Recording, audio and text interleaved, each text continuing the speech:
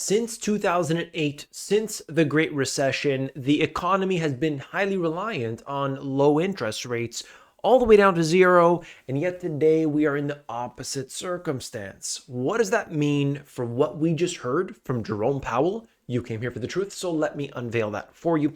In today's video, I'm going to break down what's happening right now as of what Jerome Powell just said. It is extremely important for your mortgage, for all of the debt that's associated with real estate, everything connected with the way that corporations work today. Debt is the number one thing. It's all tied to interest rates, and all right now coming to a point in which it's going to be a precarious couple months. Let's begin right here.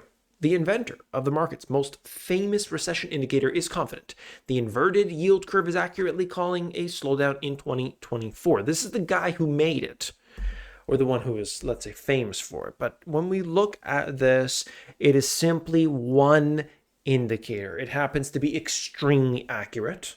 What is it? I've covered this before. You probably know yield curve inversion. Just think of it. If you've got this, loan, something like a, 1-year bond.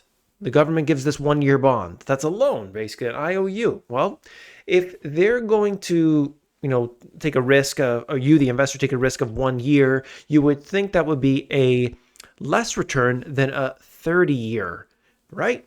Longer time frame, of course. So you would get a higher return on that 30-year than the 1 year. But what happens when it gets flipped on its head? Well, of course, you have that problem today. When it goes back on the way up, that's when a recession officially begins. This is historically very accurate, and that's where we are at today. Dating back to 1968, the indicator's predictive power is 8 for 8 with 0 false signals. 0. I've had some credibility in saying that my model could be wrong because it's my model. Essentially, I was saying it might be possible to dodge a recession, but this was really contingent on the Fed standing down. And this is 1 year ago. So standing down and not hiking rates any further, and that is not what happened. Okay, so that's where we are right now. This very accurate indication of a recession happens to be going full force exactly as planned right now today. And yet you can see that the Federal Reserve and most economists are suggesting that there not only will be a soft landing, there will be no landing. The economy just slowed down a little bit and then boom, all the way back up. Is that exactly what's going to happen? And is that accurate at all? Well, you can ask some people and they would say not even close. And then you ask another group of people and say, hey, life has never been better. It really depends on who you ask and, of course, where they're from. It's important to note that for a lot of people, things are now unaffordable because of everything that's been going on. The inflation has been really through the roof. So many people cannot afford their daily bills. So they're saying, hey, it is already a recession. What's Jerome Powell saying? Well, we're going to get to that. Looking at the past rate cut cycles, it's important to understand where we are in the cycle so that we know what's coming. It's very, evident. There is always a delay between when central banks raise interest rates and when the economy feels the effects.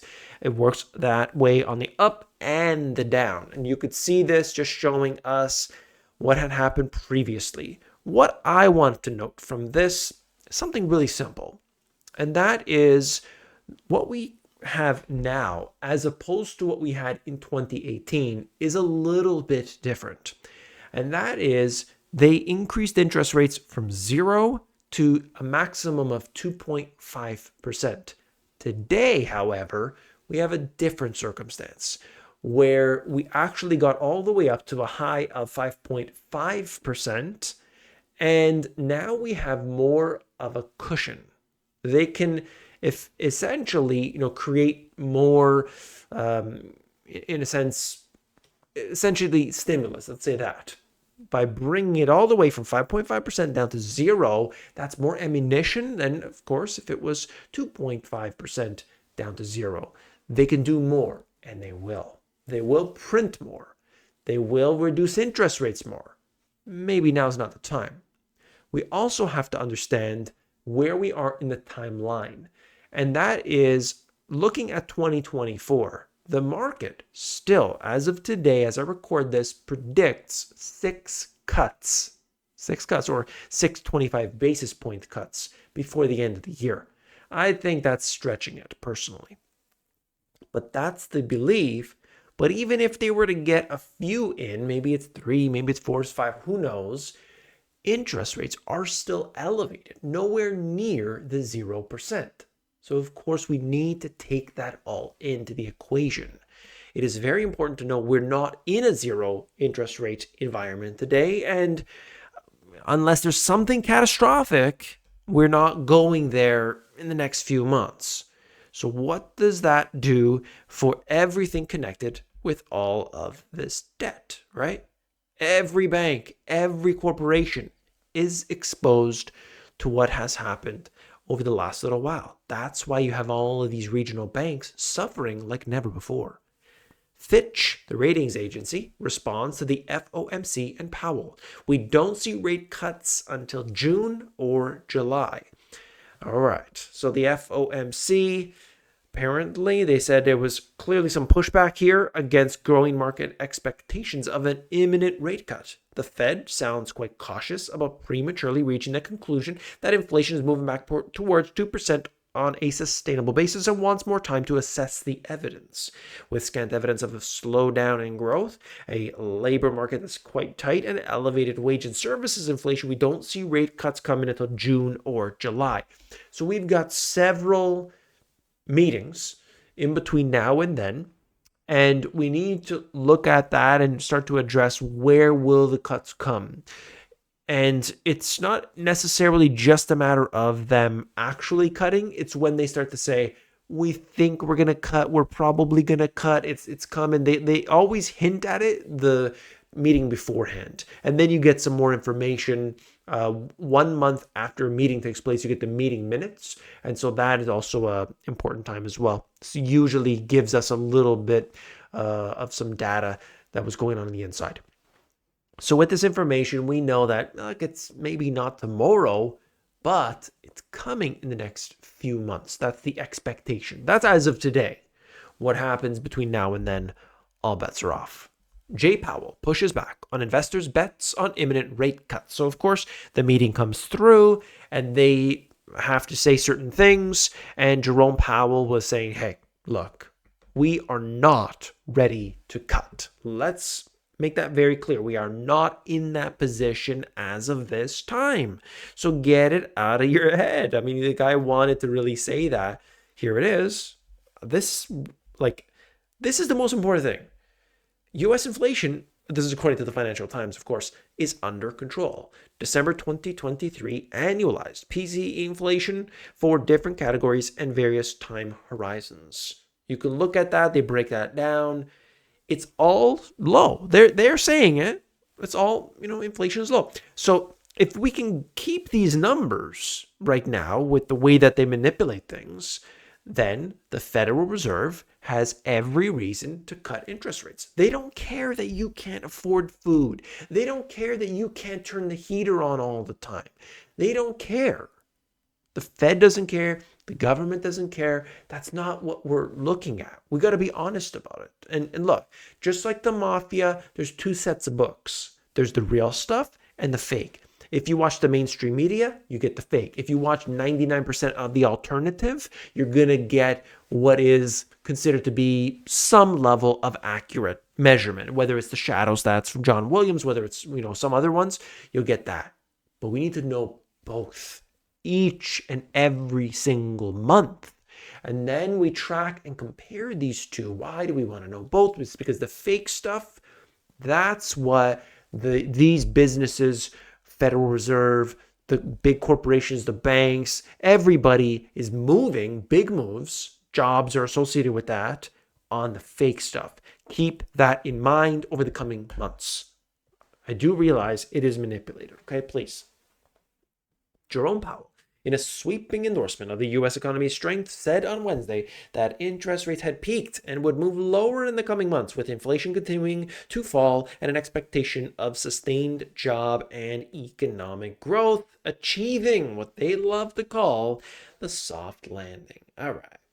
So they want to make it very clear they're starting to flip to the other side. This is Jerome Powell basically telling everybody we're not there yet, but we're getting there. So what can you take away from this? Okay, so the expectation is interest rates will go lower. In expecting this, investors, businesses, and so on, that starts to put kind of a bottom in on the turmoil. It doesn't necessarily do anything for you when you go to the store and you got to buy groceries and it's ridiculously expensive. It doesn't help you in that respect.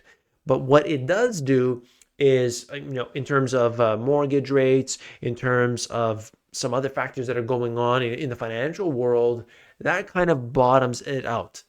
Now, banks, especially the regional banks, are the ones that are suffering the most, and we have really some time to see what could happen with them. We're not out of the woods yet. So that's really the biggest issue. It's not you at the grocery store. You're going to suffer. Those prices won't go down. It doesn't matter if suddenly there's 20% real, what they would call real U3 unemployment rate, crazy unemployment. Are the supermarkets going to bring the prices down? No, they're not. They're not going to bring the prices down. Maybe there'll be more sales. Maybe they'll try to, clear out excess inventory. Maybe they'll try to, create incentives for people to come in. But in general, it is unlikely because we have a devaluation of the currency at the same time. Note that when there is a recession, when there is a big one that they're willing to admit, and there's some sort of problem that's existent, well, we're going to see a response, a policy response from the Federal Reserve and, of course, from your friends in the government. What are people doing? Well, central banks are doing it. Not the Fed, not the Bank of Canada, but some central banks around the world are buying gold. People are buying gold because they don't trust currencies. They don't like what's happening. They see the devaluation. So gold demand hit record highs in 2023. They don't want the US dollar as well.